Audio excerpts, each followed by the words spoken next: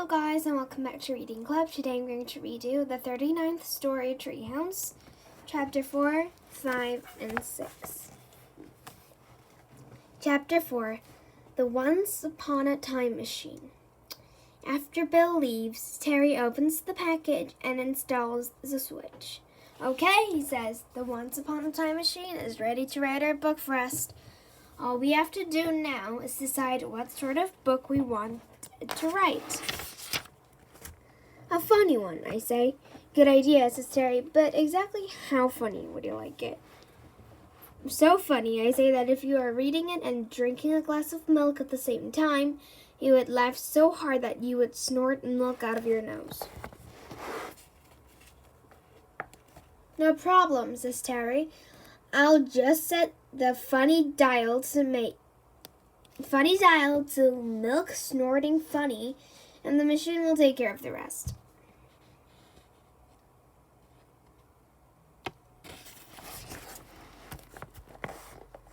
Cool, I say. This is going to be the easiest book we've ever written. You mean the easiest book we've never written, says Terry. What else would you like in it? Lots of action, I say. One action-packed book coming up, says Terry, turning the action dial as far to the right as possible.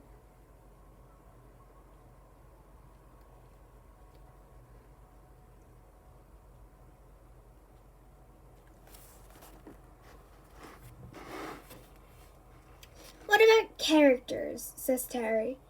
I guess we want all the regulars, I say. Like you, me, and Jill, and also a few new ones, just to keep things interested. You got it, says Terry. Andy, on. Terry, on. Jill, on. Silky, the flying cat, on. Sharks, on. Penguins, on. Mr. Big Nose, on.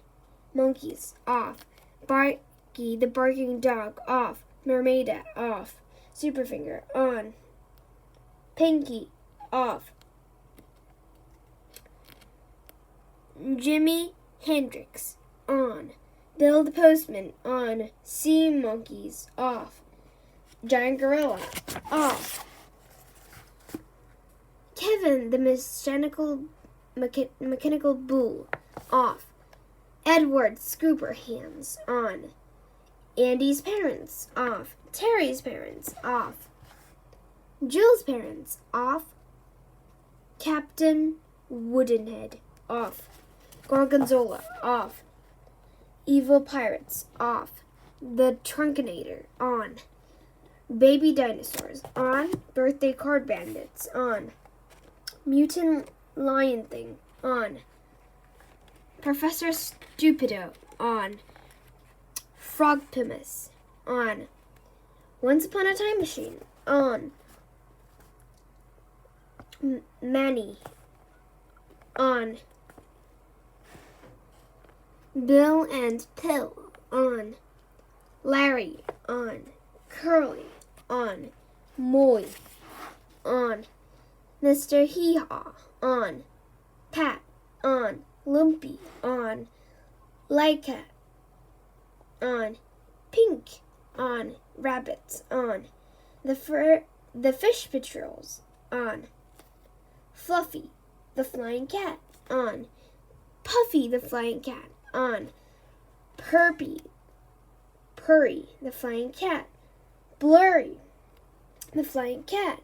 Scary, the Flying Cat, on. Fairy, the Flying Cat, on. Scratchy, the Flying Cat, on. Slashy, the Flying Cat, on. Threshy, the Flying Cat, on. Crashy, the Flying Cat, on. Tinkerbell, the Flying Cat, on. Floppy, the Flying Cat, on. You, the reader, on. Insert face here. Okay, says Terry, where would you like the story to be set? What are our choices? I said. Let me see, says Terry, reading from the setting panel. The treehouse, Joel's house, the forest, underwater, outer space, the dark side of the moon, the fourth dimension, Cheeseland. Cheeseland? I say. Yeah, says Terry. It's the land where everything is made of cheese. Can we include it, Andy? Can we please? Right, I say.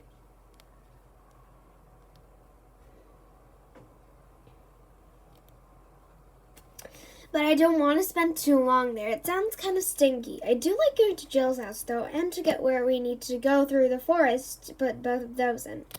In outer space would be fun, and I've always wanted to go to the dark side of the moon. Setting. I think I've got all that, says Terry, flicking those switches. Treehouse, forest, Jill's house, Cheeseland, outer space, and the dark side of the moon. Done. Terry finishes programming the setting and turns to me.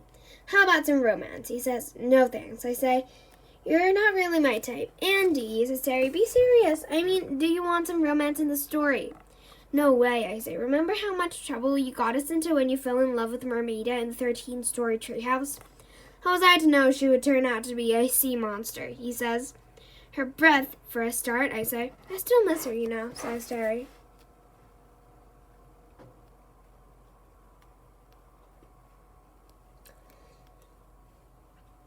But she tried to eat you, I say, and me for the matter.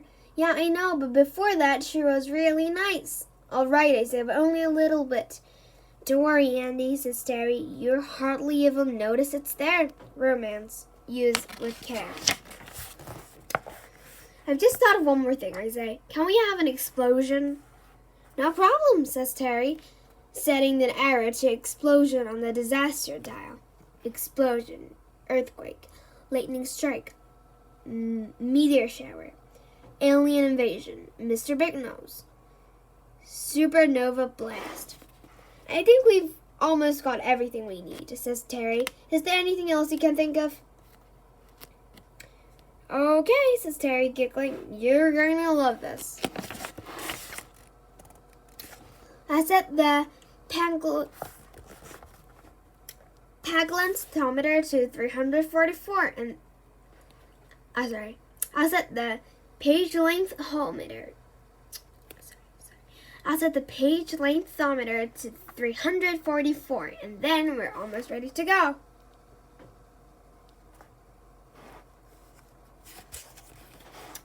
Terry takes off his shoes and socks. What are you doing? I say. Before I can turn it on, I have to put my big toe in the scanner. Why? I say, big toe recognition security, says Terry.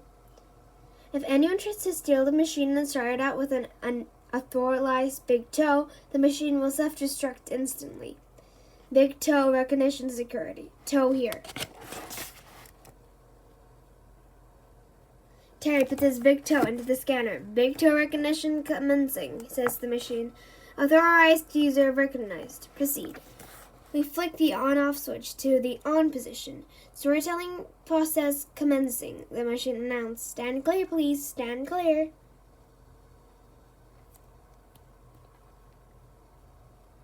Page 1 complete. Page 2 complete. How long will it take? I ask. Intimidated length of novel writing process. 8 hours, says the machine. What did I tell you? Says Terry. 8 hours. We've got 8 hours to do whatever we want. Well, what are we waiting for? I say, let's go and do whatever we want. Chapter 5. Fun time. We go bowling, swimming, skating, driving, pillow fighting, inventing, swinging, comic reading, marshmallow eating, lemonade drinking, chocolate water falling, baby dinosaur petting, x-raying, dancing, recording, mud fighting, and not so merry-go-rounding, and roller coastering.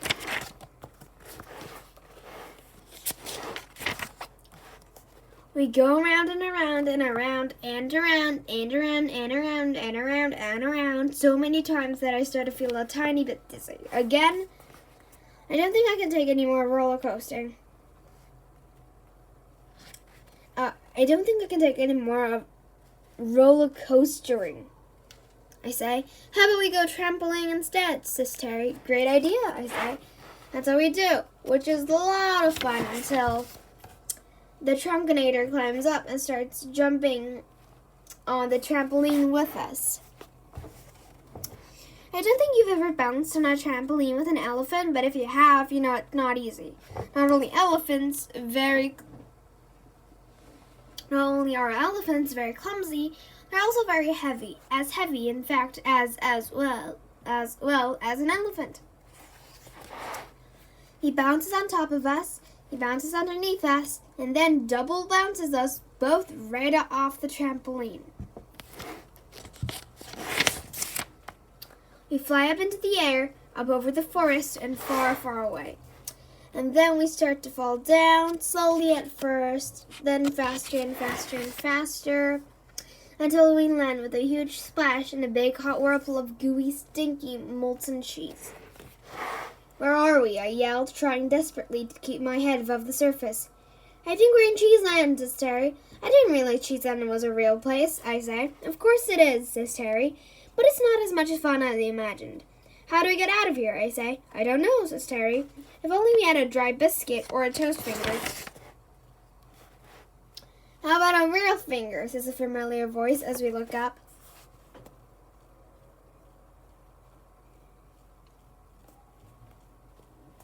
Superfinger, says Terry. What are you doing here?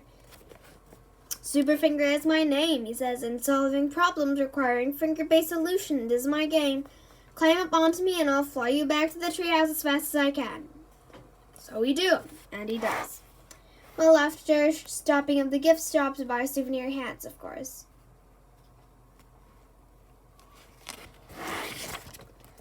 Thanks, Superfinger, we say as he drops us off at the treehouse. No problem, he says. Now, if you will excuse me, I better get back to rehearsing for my concert with Jimi Hendrix. We're playing at your opera house tomorrow night. We know, says Terry, and we can't wait. Neither can the Trunkinator, I said. He's a big fan, and when I say big, I mean really big. Superfinger takes off into the sky at Superfinger sonic speed. I turn to Terry. Do you think the Once Upon a Time machine will be finished yet? No, he replies, not quite. There's still about another hour to go. That doesn't matter, I say. Let's turn it off and do the rest ourselves. I'm really in the mood for some writing. Great, says Terry, because I really like to do some drawing. I try to open the front door, but the handle doesn't move. That's weird, I say. Did you lock the door? No, says Terry. Did you? No, I say. But if you didn't lock it, and I didn't lock it, says Terry, then who did? A long arm with a creepy eyeball in the middle of the hand snakes out of the tree and hovers above us.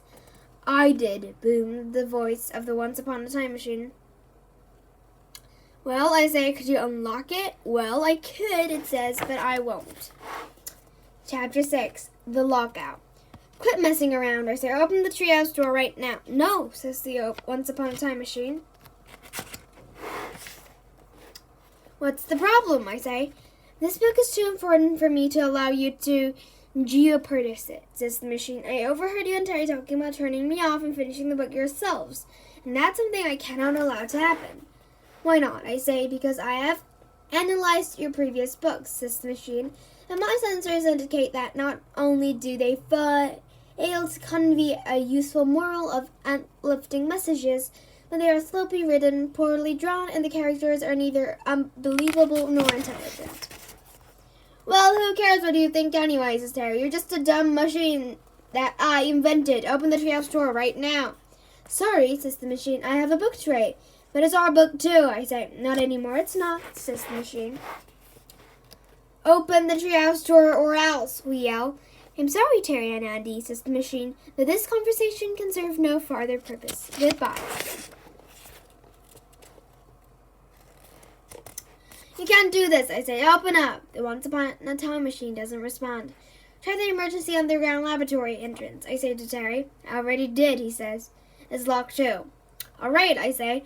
If the machine won't open the door, we're just gonna have to break it down. Hand me over one of those emergency battering rams. Terry picks up a battering ram. I take one end, and he takes the other. Okay, I say, charge! But before we can reach the door, one of the machine's giant hands slaps me sideways. Slap. Then another giant hand slaps Terry. And another, and another. Giant hands to the left of us. Giant hands to the right of us. The hands slap us away from the treehouse and into the forest. Great invention, Terry, I say as I lie on the ground, batted and sore. Just great. How was I to know it would use its hand for slapping instead of writing and drawing, he says. I feel a bit rough, tongue licking my face. Cut it out, Terry, I say. I told you you're not my type. It's not me, says Terry. It's Jill's Camel. I open my eyes and see Jill walking toward us. Hey, you two, she says. I was just coming over to see if Terry has finished the 39th level yet. Don't talk to me about that stupid 39th level, I say. Terry's built a story rating machine on it, and it's going crazy. It's locked us out of the treehouse because it reckons it can write better books than us. But that's impossible, says Terry. But that's impossible, says Jill. Nobody writes better books than you and Terry. Thanks, Jill, I say. We know that, and you know that, and all our readers know that, but the machine doesn't agree. I told Terry he shouldn't have invented it. No, you didn't, says Terry. You didn't even know I was inventing a book writing machine. Yeah, well, if I had known, I would have told you not to. When I showed it to you, you said it was the greatest invention that I, or maybe anyone else, had ever invented. Well, I was wrong. I say nobody's perfect, not me, and especially not you. Cut it out, you two, says Jill. Fighting is going to help. The question is, what are you going to do about it? I don't know, I say. I don't even know where we're going to live now. Well, why didn't you come over and stay at my place while you figure it out? Really, says Terry. You mean we can sleep over at your house? Sure, says Jill. The animals and I would love to have you. What do you think, Andy, says Terry. Well, I don't know. Oh, please, Andy, says Terry. Please, please, please, please, please. It will be sure fun. And besides, we got nowhere to go. You just said so yourself. I guess you're right, I say. I suppose we could stay for just one night. Yay, says Terry. Sleep over at Jill's house. This was the best night ever. If you like this channel, please subscribe, Reading Club. Thank you so much for listening. Bye.